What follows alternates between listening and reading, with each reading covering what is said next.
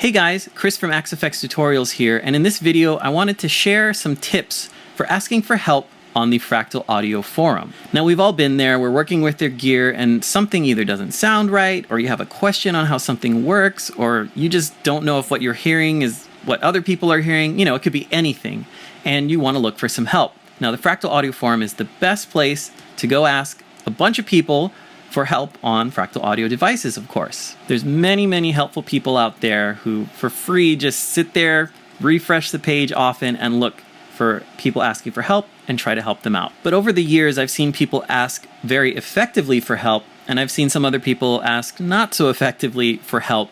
And sometimes people can get frustrated if they don't get the help they need, say in one post reply or something like that. And honestly, there are some common reasons why people don't get the help they want as quickly as they expect. And I'm going to go through some of that right here. First of all, it's very important that you post in the correct section on the forum for your question. And some people refer to these as sub-forums. So we have an AxeFx3 forum, the AxeFx3 discussion sub-forum, reviews, recordings, and so on.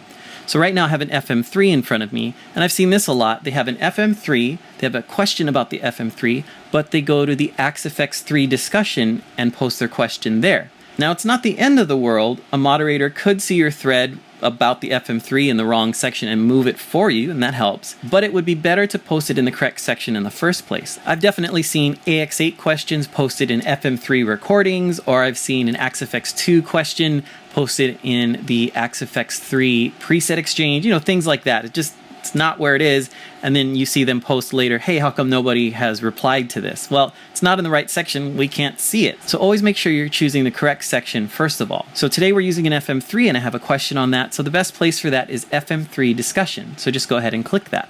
Now we're in the correct section to post our question, but before you do, you might want to try a search to see if someone else has asked the same question already. A lot of times people experience the same questions or issues, and they've already posted it, and there's already been a ton of discussion on it, and the answers are right there. You just might need to search a little bit. A good example of this is a lot of people get a new Fractal unit and say, oh, what's the best speaker to use with this? It's a very common question. So what we can do here is click search, and then we would type in the search phrase. Now, try to keep this short and concise. Don't type long, complete sentences like, what is the best speaker to use on stage because I'm in a 5-piece band? You know, that won't work. That's too many details to search for. Keep it short, maybe 1 or 2 words at first, see what the results are. So we're going to look for best FR. And we're going to click search. And right here we can see a bunch of results. Best monitor box. What's the best powered FR? My live tone FR versus cabs. You know, searching can show a lot of things to you that you might not have even thought of and be like, oh, I had that question eventually, or you know, something like that. So always try a search first. Okay, let's say you did a search and it doesn't really come up. Your specific question isn't answered. Cool. Well, go ahead and post a thread. And to do that, you just click post thread. Again, make sure you're in the correct subforum first so it makes sense. So here we are, ready to post a new thread asking for help. But what do we write? Now on the screen is an example of a post that I've seen many times, and what's written here doesn't really help us help you. For the title of the thread, they've put FM3. Now I'm not knocking anyone here. If you're new to forums, if you bought your first computer with your Fractal unit, which happens a lot more often than you might think, you're new to all of this. So it's okay, but that's why I'm making this video, to try and help out. In the title section, they wrote FM3. Well, we're already in the FM3 discussion area, so anyone here would know it's about an FM3. So typing FM3 for your title in the FM3 area doesn't really help too much. So the title is very important. In the title, what you want to do is type a short description, almost a summary of your issue. So let's say I have an issue with a delay block, right? Let's say my issue is I put in a delay block, but I don't hear it, right? So if I just put FM3, that doesn't communicate it at all. So that's not a very good title. So I've changed the title now to say delay block. Now that's a little better. At least I know that there's an issue with a delay block. So going in, I can start thinking about delay block things and how to help someone. But it still doesn't really tell much just from the title. Sometimes typing things is much more difficult than just saying it. And I've helped people where they wrote a thread like this with the title delay block, but then I'll chat with them on Discord or something like that, and I'll say, hey, tell me what the problem is. They say, oh, my delay block doesn't make sound. Well, just put that. that's a perfect thing to put as a title. So this is a much better title than FM3 was, or even delay block only. Delay block doesn't make sound. As I'm going through the forum, I can read that and say, oh, I know what's going on there. The delay block doesn't make sound. Let's help this guy out. In addition to just the first time I see the thread, the conversation goes on over time, it's easier for me to remember that I helped out in this one because it's a descriptive title. If every post in the FM3 forum said delay block, that'd be very difficult to kind of say, oh, which one was this? You could look at the username, but a descriptive title goes a long way, and it makes it easier for those of us who want to help you find the threads. And honestly, I'm a little bit more eager to help someone with a title like that than, say, FM3. I don't know what I'm going to get into, so I might not even click it, but something delay block doesn't make sound. It's pretty specific. I know what to expect going in. I'll click it and help. So after you post a descriptive title, the next section is the post area where you type all the details. You can type a bunch more things here, of course. And on the screen again is an example of something I've seen many times over the years. My FM3 sounds bad. What do I do? I mean, I've literally seen that. And again, I'm not knocking anybody. It's very common. If you're not used to typing things, you don't know what to type, but that's why I'm making this video. My FM3 sounds bad, what do I do? I mean, there are tons of blocks, hundreds of parameters in all those blocks. It could be the way you're set up, plugged in, the guitar you're using, the speakers you're using, a cable that's fault. Like, there's so many things that could make your FM3 sound bad. So this just doesn't help us help you, like I said. It's not descriptive enough. So how can we improve that? Well, again, in this example, we've chosen to say delay block doesn't make sound. So let's type some details about that. But first, another thing I've seen that kind of doesn't help us help you is people type a good descriptive title like that, but then they post the exact same thing in the post area. Or maybe they'll add like help. Again, we know it's something to do with the delay block and it's not making sound, but there aren't any more details. Again, even in just the delay block, there's a ton of parameters that it could be, or it could be, again, the cable, your guitar, or something like that. This doesn't really help us help you. So now I've typed something with a little bit more detail. My preset sounds fine. I added the delay block in the grid, but I don't hear the delay at all. So this is a little bit better because it has some more details. This is a good amount of information as a starting point. From here, I'd still have a bunch of questions. Where did you add the delay block on the grid? What type of delay block did you use? All those sorts of things. So there's a lot of details still to be known, but this is a better starting point than, hey, help. As someone who tries to help people on the forum, I try to keep in mind that many people don't know how to express what's wrong. They don't know all of the possibilities. And if they did, they probably wouldn't have the issue in the first place. So again, this is a good level of detail as a starting point. But if you have an issue and you don't quite know how to type it out or explain it, a good thing to do is export the preset that you have an issue with. Exporting and uploading a preset to the forum is very simple, but if you have a purchased preset, if you paid someone for their preset like Metallica or something like that, do not upload that. Now this process is the same for any of the Fractal gear. I'm using an FM3 in this video, but it's the same for an AxeFX3, AxeFX2, AX8, FX8, all of those. You're going to open up the corresponding edit software, and we're using an FM3, so it's FM3 Edit. And all you do is go to Preset and click Export Preset. This will bring up the file dialog, and you just choose where you save the preset to. I'm going to save it to my desktop. Just hit Save. And now we're back on the forum. What you're going to do from here is just click and drag the file that you just saved right onto the forum post. So a preset file is going to have the extension .syx at the end of it. Then it'll have the name of the preset that you saved. So I'm going to click and drag, and you can see I'm holding the best tone ever .syx. This is the actual preset file, and they're very small files. It doesn't take up a lot of room. But I'm clicking and dragging. I've been holding the mouse button this whole time. And all I'm going to do is let go somewhere in the post, and it's going to upload and attach to the post when I hit submit or post thread. It's the same for replies or anything like that. You just drag and drop the file on the post area, and it will be attached to the post after you're done, and other people can download it. So right now, this post is looking good. We have a descriptive title, delay block doesn't make sound. We have a descriptive post area or description, my preset sounds fine, added the delay block, but now I don't hear the delay. And in addition to that, instead of typing a bunch of words or variables or things, what do I type? I've uploaded the preset that I have the issue with. When I post this, someone looking to help others can see the title, delay block doesn't make sound. I know how to solve that. Click it. Preset sounds fine. Don't hear the delay. Oh, okay. Oh, and there's a preset file. I'm going to download that preset on my unit, put it in there, and see exactly what's going on. So let's say I'm the person who saw this post. Okay, I've downloaded the preset and here it is. Well, I can see the problem instantly. The delay block isn't connected. What this person would have to do is connect the delay block, just like all other blocks. It needs to be in the grid and connected so the signal flows through it right to the output block. And I might save this and export it and say, here's how to do it, or just type, you need to connect it from the cab back to the output or something like that.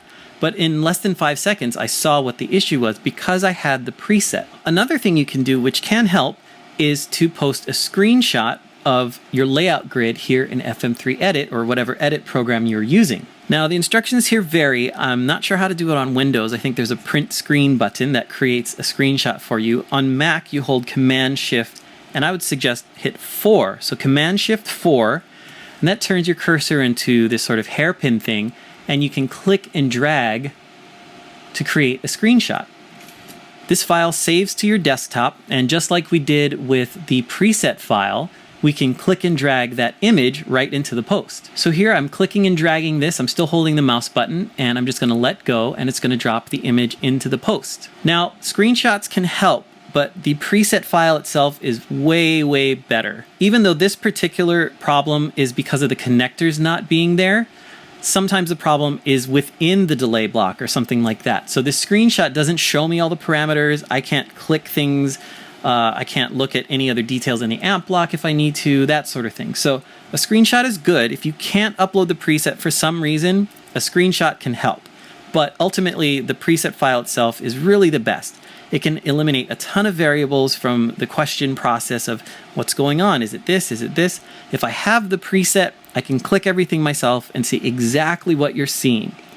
If the preset isn't the problem, it might be something more global, like how you're plugging in, your cables, an I/O setting, something like that. So the preset is always good. A screenshot can help as well. If you can put both, that's great.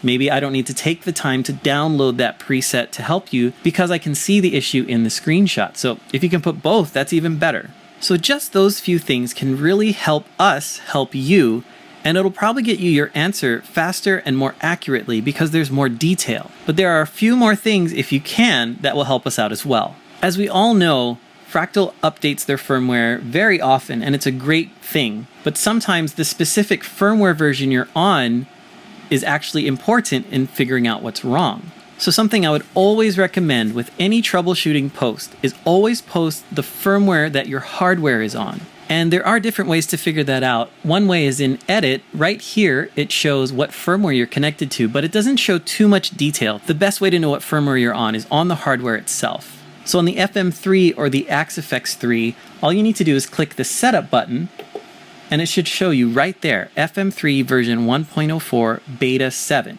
So that's what you would type in the forum post. So before you even start typing the description, I might put that. I'm on firmware 1.04. That level of detail right there can help so much. For example, there was an issue in 1.02 where sometimes the amp block would cause the unit to freeze. If someone just posted, my FM3 is freezing, help, I would probably have to ask, oh, what firmware are you on? What are you doing? But if he said I'm on firmware 1.02 and my FM3 is freezing, I could immediately go, oh, there was an issue with the amp block causing freezing. Upgrade from 1.02 to the latest and that sort of thing. So firmware version really, really helps. So definitely put the firmware that your hardware is on in the post. Usually first would be great so we can immediately know where to kind of set our minds to help you out. And going a little further than just the firmware, if you can post any details, really, anything that you're using, firmware version, OS version of your computer, what you have connected, things like that, all of those things can help us figure out what the issue is. Let's say the actual solution to the issue is your expression pedal plugged into an FC6 plugged into the FM3, right? Well, if you just posted, I don't have volume, help, I mean, it would take a lot of back and forth asking your firmware version, asking for your preset, asking for your screenshot, and then eventually would have to go, okay, those weren't the issues. Do you have anything connected? Do you have an expression pedal or something? Oh yeah, I have an FC6 and an expression pedal. Oh, well, your expression pedal isn't, configured correctly. That's the solution. But that was maybe 10 or 20 back and forth posts with the user getting frustrated because, how come they're not helping me? I said I have a problem. What's the answer? A while ago, I was experimenting with my own forum. It was super small, just a few people helping me test this out.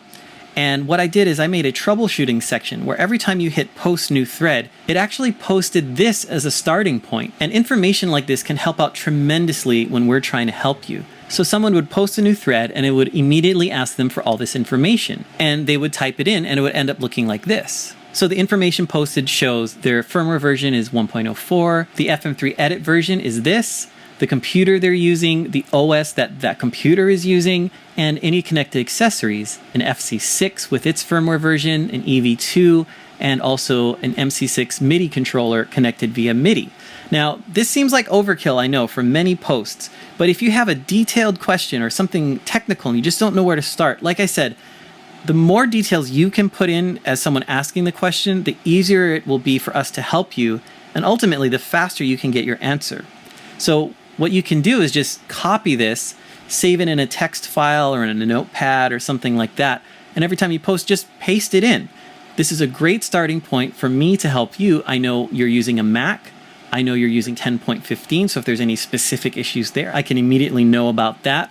I also know that you're using something connected via MIDI, and sometimes MIDI can be a source of issue. Let's say the problem was every time I change presets, my delay block turns on and I don't want it to. Well, having something connected via MIDI, I might hone in on that and say, hey, how is your MC6 configured? And it might end up being an issue with that. Or I might say, hey, unplug the MC6. Does the problem go away? Oh yeah, it did go away. Well, now we've isolated the issue. There's something going on there. But like I said, I know this is overkill for a lot of posts, but personally, I don't think there's such a thing as information overload when it comes to troubleshooting. The more I know about your system, the better. I always say, if I was in the room with you right now, I and many others could probably solve the issue in 10 seconds or less. But because we're doing it just with text, it's sometimes hard for you to know what to say. And if the information's not there, I wouldn't know to look at it. So the more details you can post, ultimately the better. Now, don't take hours and hours writing a post, of course, I'm not saying that. But if you can have sort of this information handy, and it shouldn't change that often. If it does, just update it. But save this in a text file and post this when you're having a problem. Some people put this sort of information in their signature on the forum. And some people don't look at that. You don't realize to look there, but at least it's somewhere. You can point to it and say, hey, here's my computer. Here's what I have plugged in generally. What do you think the issue could be? Another tip I have is, let's say you type this all out and you submit the post and it's on the forum. Well, I notice a lot of people will post something and then not return to the forum for like a day or so. If you can, maybe wait 5 to 10 minutes at least and then recheck the post. There are so many people on the Fractal forum and people who look at it throughout the day for new posts. And a lot of times you'll post a thread and within 1 minute you'll get a reply. And if the reply is asking for more information, but you wait a day and then you reply and then you wait another day and go back, it's just going to make it seem like it's taking so long when really someone's there to help you within the minute. So if you post something, maybe check back like in 5 minutes or even less. Just hit refresh on your thread on your browser and see if someone replied. Chances are you'll have a reply within 5 minutes usually, sometimes faster, sometimes it takes a little longer. It depends on the time of day, if everyone's asleep, of course. But if you post a thread, check it pretty shortly after you post it. Don't wait a day or two. It's a little frustrating for us if we're trying to help and there's no response for our question. Many times the first response isn't going to be the solution. We need a little bit more information or things like that. So hopefully this video helped you out with the types of things you want to put, screenshots, preset files, details. The more you can tell us, the easier we can help you and the faster we can get to your solution. So have a good one. See you on the forum. Type some details in your troubleshooting post and we'll help you out.